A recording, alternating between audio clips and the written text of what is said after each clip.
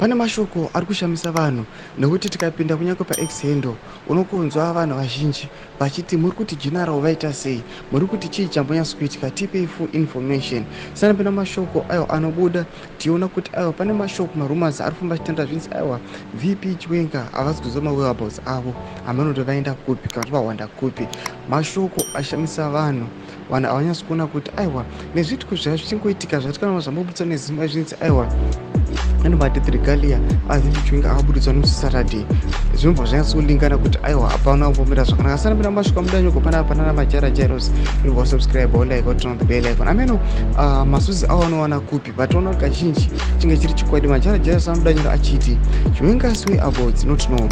Sources are withholding information about his whereabouts. He last appeared in the media on the 16th of October with investors from India after the Victoria Falls conference.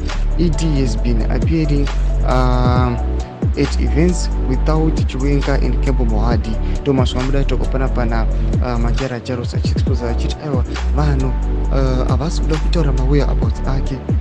Vanhu vari kuziva nezvekuti akavanda kupi kana kuti aripi havasi kuda kutaura, but ataura masvika kuti tiri kuzviziva kuti aiwa vakavanda. Noda kuti takapedzera kumuona aiwa musa 16 October ndo pakapedzera kufisha pamedia. Ndoda kuti mutungamiri wenyika aiwa anga kuita mameetings ake achiexcluda maVPs ake. Budisa mavhunguro enyu moti kudai pamusoro pechitiko chiri very critical chatoona kuti munyika yedu yeZimbabwe aiwa chakodzeresa tension rift nemafactions tichiona nhau yesuccession aiwa